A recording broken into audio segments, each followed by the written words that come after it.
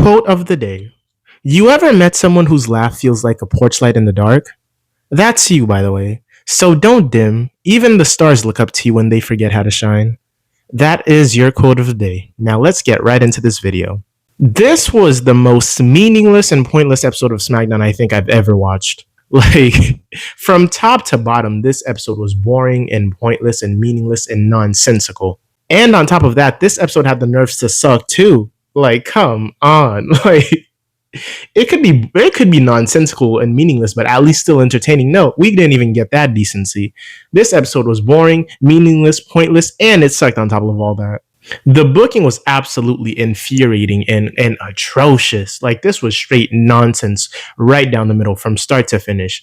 And I'm telling you right now, this isn't even going to be a long video. Like, we're flying through this because literally nothing happened. Nothing got advanced. Nothing new happened. Nothing different happened. It was, dude, imagine the highlight of a show being Jelly Roll. You're like, man, like, even the main event wasn't the highlight of the show. Like, come on. Like, Cody Rhodes was out here, and even him, he wasn't the highlight. How boring this show was. Like, imagine the highlight of the show being Jelly Roll, and that's what the fans went the most crazy about. Dude, that's insane.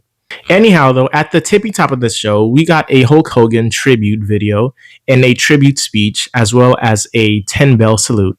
Triple H ended up delivering a speech to honor Hulk Hogan and talk about his impact on the professional wrestling industry as a whole, which was pretty cool, and I'm glad they did that. And I'm glad that the fans didn't actually boo and hijack the 10-bell salute. You know, I heard a few rumors about that. And let me just say this first and foremost. Terry Bollea was not a good person by any means, but Hulk Hogan was pretty alright. And I always like separating those two personalities, you know, and I like separating those two names because to me, Terry Bollea and Hulk Hogan were two completely different people, you know. and I like the fact that the fans made that distinction as well on this show and that they didn't boo and they were actually thanking Hogan, you know, they were chanting "Thank you, Hogan" and stuff like that. So I'm happy that the fans made that distinction as well. Because like I said, Terry Bollea and Hulk Hogan, two different people, at least in my eyes anyway. But anyhow, enough of that. Rest easy, Hulk Hogan, and that's all I have to say for this. I made a whole video talking about it, so if you want to check that out, it was my last video, the previous video. Feel free to check it out if you'd like to. But anyhow, after the Hulk Hogan tribute, you know, this section of the show, we started the actual show, and it was like 15 minutes deep. We started the actual show, and we kicked off with an impulsive TV segment. It was Logan Paul in the ring, and we got Jelly Roll coming out to cut an in-ring promo as well. So Jelly Roll came out and he absolutely cooked Logan Paul in the mic, you know? He came out and he was just bullets after bullets after bullets, shots after shots after shots, honestly. It wasn't anything hard-hitting, but it was entertaining nonetheless. Anyhow, though, Jelly Roll ended up coming out and he tells Logan Paul that Logan Paul was a silver spoon-fed baby and Logan Paul is as soft as Charmin toilet paper, you know? He calls Logan Paul an annoying punk kid and said that Logan Paul raised a whole generation of annoying punk kids. Jelly Roll says that at SummerSlam, he's going to bring light to the ring. And he says that the only thing Logan Paul has ever brought to a ring was a ring light.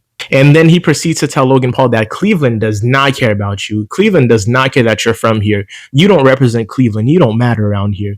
And yeah, he tells Logan Paul that because Logan Paul was like, I'm the best thing to ever come out of Cleveland. You know, you guys then made me. I made you. I put you guys on the map, you know, talking to Cleveland crowd. And Jelly will just lets him know straight down the middle. Cleveland does not care about you. We don't need you. You don't matter around here. Just because you're from here doesn't mean you matter. After all that is said and done, you know, Logan Paul had a few shots to say back. Drew McIntyre shows up as Logan Paul's backup, and Jelly was like, what you out here for? You think I'm scared of you? I didn't show up alone. And then out of nowhere, after Drew McIntyre shows up, the Viper, the Legend Killer, the Apex Predator, Randy Orton comes out, and a huge brawl ensues. A huge brawl breaks out between Jelly Roll, Logan Paul, Randy Orton, and Drew McIntyre. And at the end of it all, after all the smoke clears and everything, Jelly Roll and Randy Orton stand tall. And Drew McIntyre and Logan Paul are retreating for whatever reason. And like how is it that Drew McIntyre and Logan Paul are retreating? Like, Randy Orton is kind of handicapped at the moment. Let's talk about it for real. Because like Logan Paul is an actual legitimate wrestler. Drew McIntyre is an actual legitimate wrestler as well, you know? and you just have Randy Orton and Jello. Jello's not an actual wrestler, like story wise, you know. So like Logan Paul and Drew McIntyre, two actual, you know, full fledged developed wrestlers, should not be running away from. Like it's literally just them against Randy Orton at this point, because Jello is not a full blown wrestler, you know. Like we've seen Randy Orton get taken out by Drew McIntyre. We've seen Drew McIntyre taking out Randy Orton by himself. So why is it like Jello is like the biggest threat now, and Drew McIntyre, the Scottish psychopath, has to run away from Jelly Roll? Come on, dog. But anyhow, it's whatever. After this, we got our first match of the night. It was Alexa Bliss versus Roxanne Perez.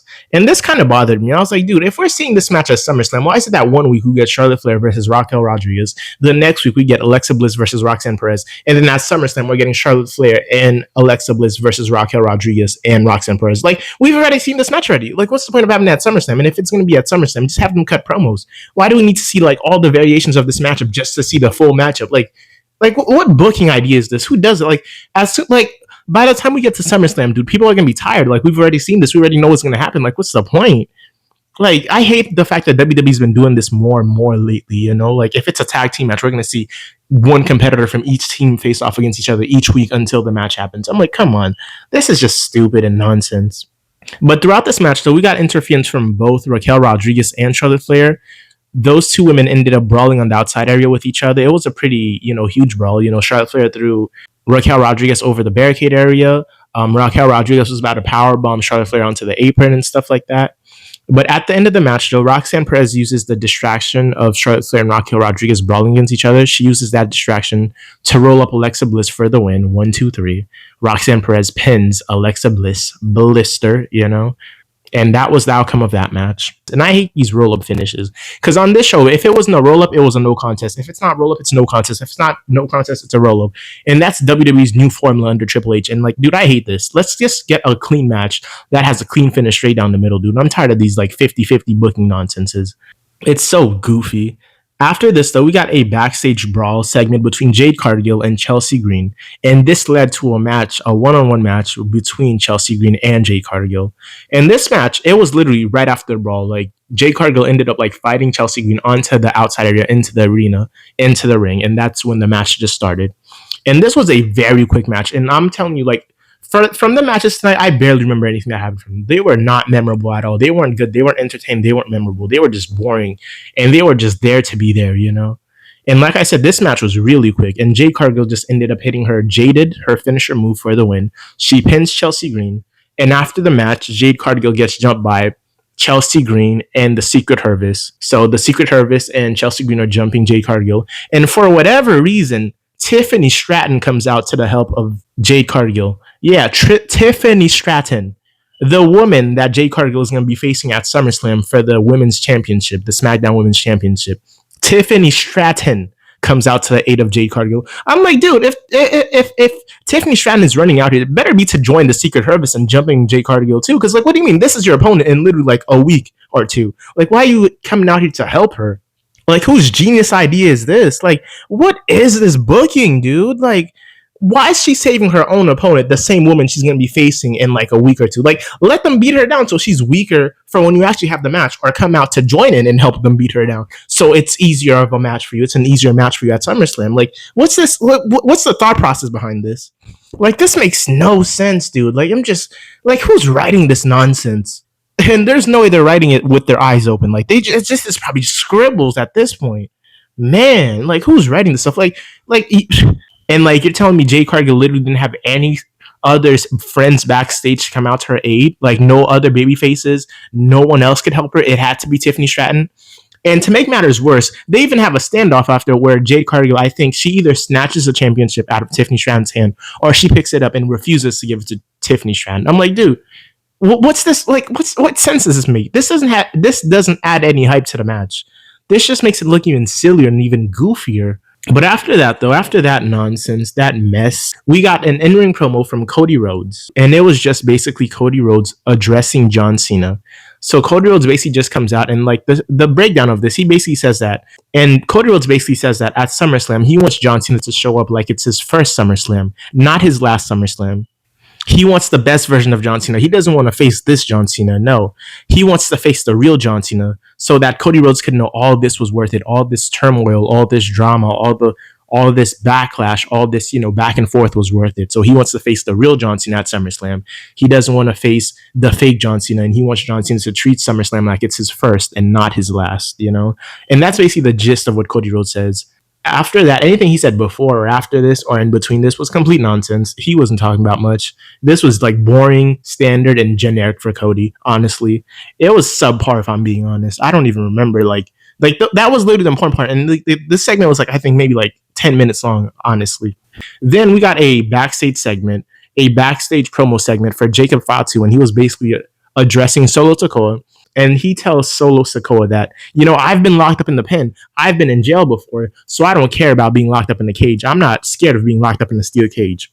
Because, there's SummerSlam matches going to be in a steel cage. So Fatu's basically telling Solo Sikoa he has no problem with being in a steel cage because he's been in the pen. And I'm like, dude, can we just stop using this aspect of it? Okay, that was his past or whatever. Do we need to completely keep bringing it up, telling them, I've been in the pen, I've been in the pen, I've been in the pen? Let it die down. Come on, man. Have some other writing, have some other aspect to it. But anyhow, though, Jacob Fatu basically says, I've been in the pain, so I'm not afraid of being in a steel cage with you. I'm gonna show up and I'm gonna dog walk you. And he's like, yeah, man, and stuff like that. And out of nowhere, surprisingly enough, The Miz shows up. And he slaps the taste out of Fatu's mouth.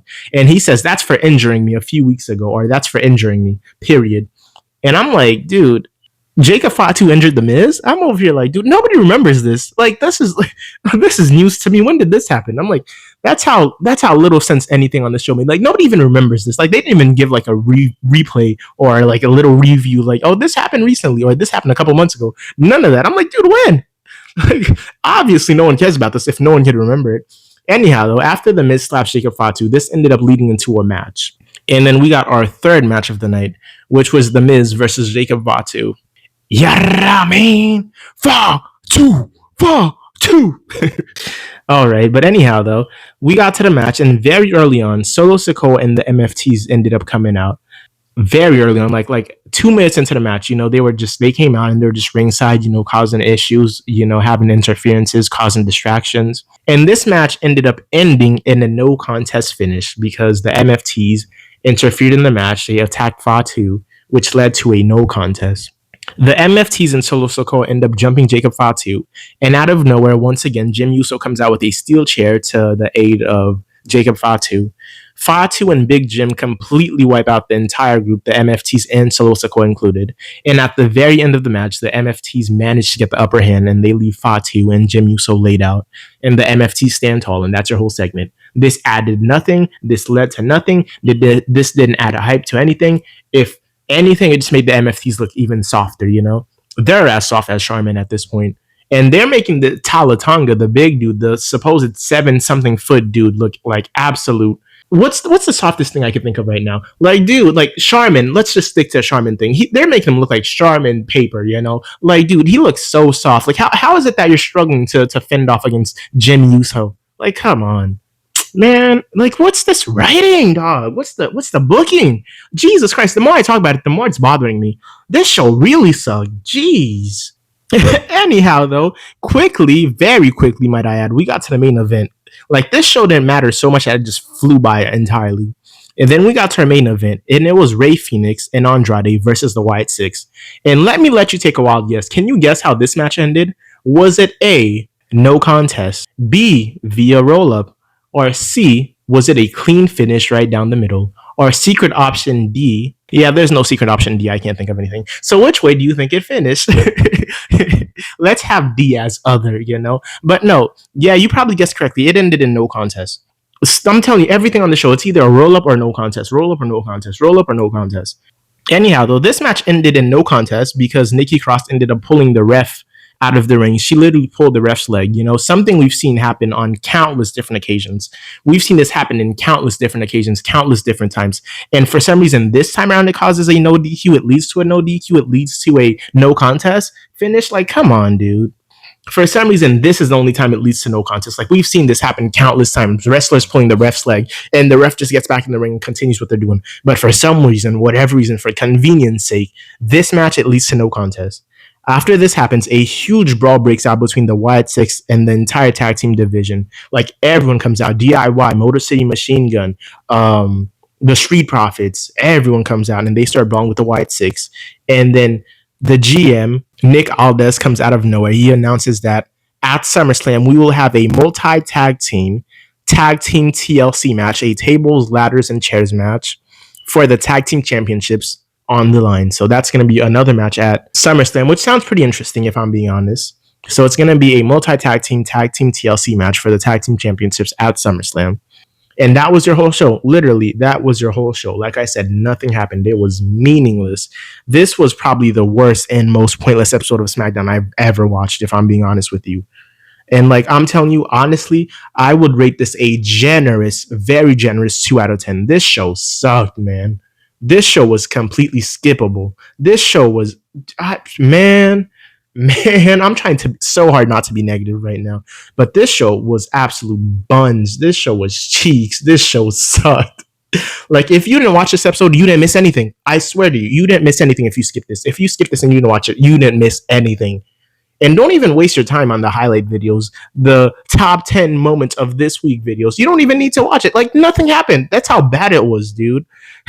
Like I said, though, I would rate this a solid 2 out of 10.